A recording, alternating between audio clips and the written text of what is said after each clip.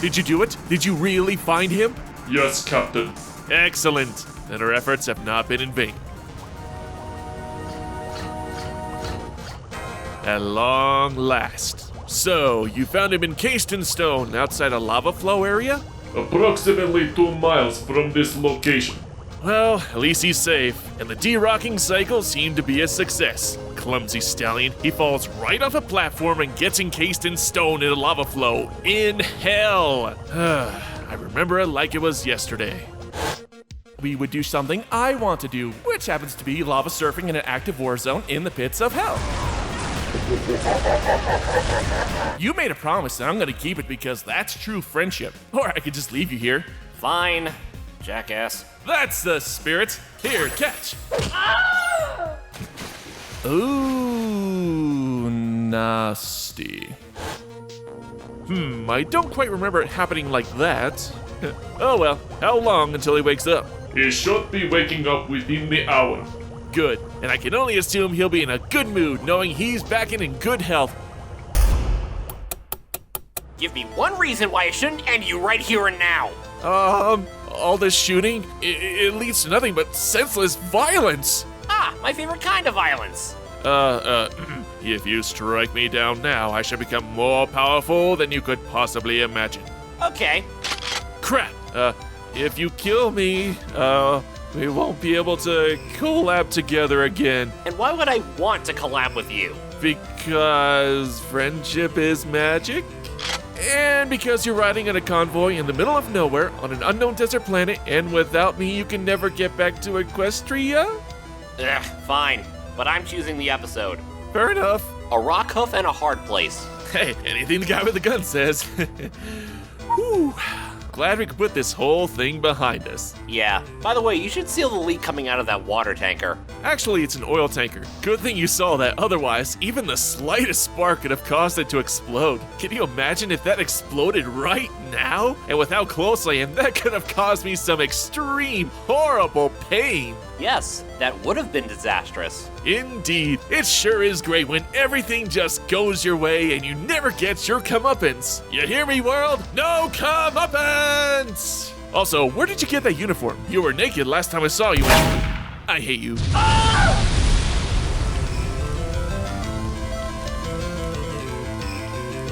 So, I guess we'll head up to your ship now? Yes, we shall. Right after I chip off the dead skin, you jerk.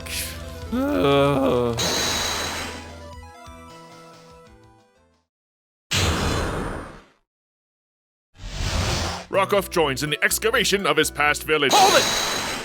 Of all the pillars of Equestria, Rockhoof is literally the only one of his group to get an entire episode dedicated to him. Granted, their story was pretty much concluded helping to save Stygian in the Season 7 finale. The team was originally brought together to defeat the Sirens, and when that conflict ended, along with the aforementioned Pony of Shadows, they now live off the laurels of their past accomplishments and were left to acclimate in the new modern Equestria. We'll come back to the others later, but I was hesitant at first to see an entire Rockhoof episode, because while I liked the guy, he had a nice design and a nice voice, but he had the weakest backstory of the group. Instead of hard work and discipline, he was just magically given his amazing strength to save his village. That's a fair assessment of his character. I always felt Rockhoof's story was the weakest out of the Pillars' backstories. While Miss Main had to sacrifice her beauty, Sonambula and Flash Magnus faced unprecedented odds to save the day, and Meadowbrook had to overcome danger to save a village from a deadly disease, Rockhoof had his solution come from outside help. His spade striking a piece of Mjolnir to save the day doesn't really display the strength pillar if literally anyone could have grabbed a shovel and started digging in the same area. Still, his determination despite his small stature is what earned him the Pillar of Strength title.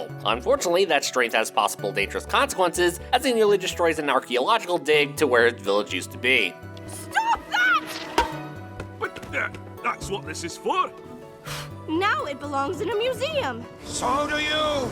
Lady, for all intents and purposes, he is an official resident of this place. He can do whatever he wants here, even if he is making a mess of the place. Also, Professor Fossil basically pushes him off on Twilight after being a nuisance. Dummy, you're literally in the presence of living history. You can gain every possible insight about his culture and his home's history directly from the horse's mouth. There's preserving history, and then there's standing before the last bastion of the mighty helm. No pony would walk up to the last last survivor of an extinct species and say, "Sir, you're trespassing, give away, please."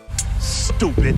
My nitpicks aside, I do like the opening scene, as there are some decent gags with Rockhoof being so blunt with all his actions and him getting used to modern Equestria. Plus, we introduce the first emotional element of Rockhoof missing his old home. Get the hell out of here! Ever see a guy say goodbye to a shoe? Lunch. Yes, once. Objection! Oh, for fuck's sake, we're really doing this bullshit?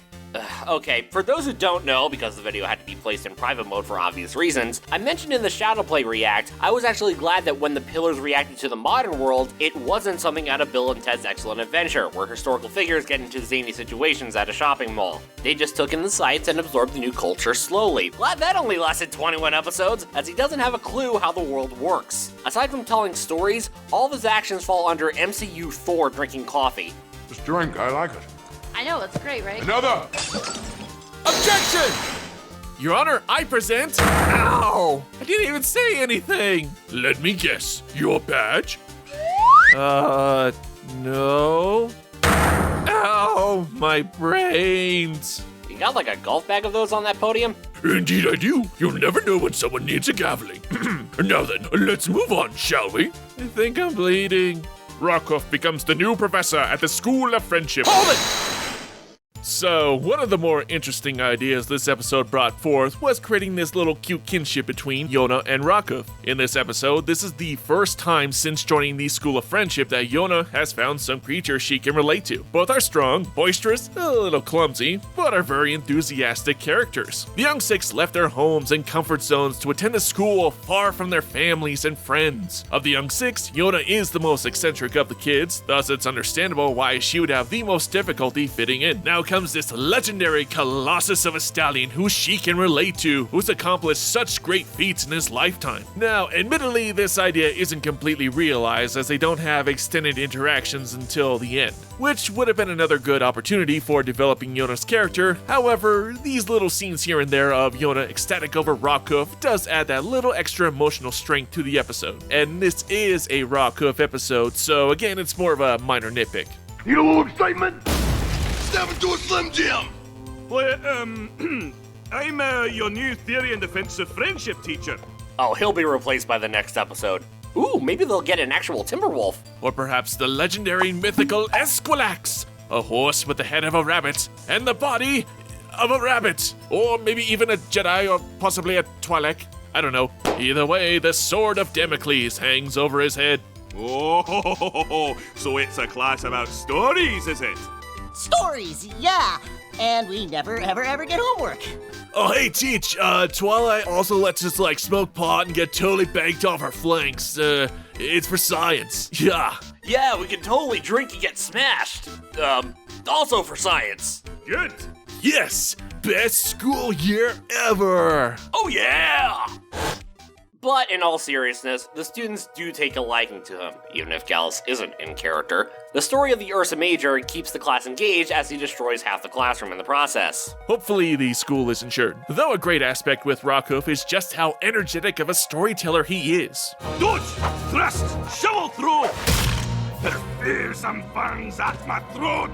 I looked at her, and she...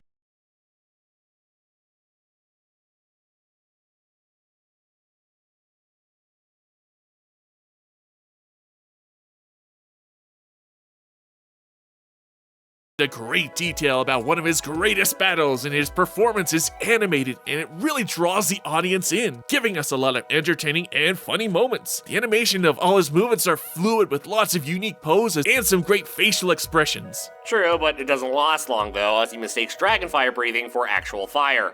Suddenly, the city of Townsville is on fire! This chapel is on fire! Now stand back. Here comes me! What are you doing? Fathering this deadly blaze! You know, dragons, having a fire-breathing competition. You... What? They do it all the time. First off, why would you be having a fire-breathing competition inside the school with flammable things? Second, Twilight allows such a dangerous activity in her own learning institution on a regular basis? Yeah, makes me wonder what other questionable activities take place here. Alright, maggots, listen up. For today's weapons class, we're gonna learn how to kill some pony with some close-range combat techniques. Really? We're not doing that, right? Meh, I got a sniper rifle. I can kill anybody a click away. Oh, and if they get the jump on you? Hey, you stole that technique from my magic lesson. Oh, it's not so funny when it happens to you, is it? Mr. Flare? That's Professor Flare to you, and what? Sorry, my, pin fell off my grenade. Can I have another one, please? That, you idiot! Get rid of that! Okay. No, not the pin!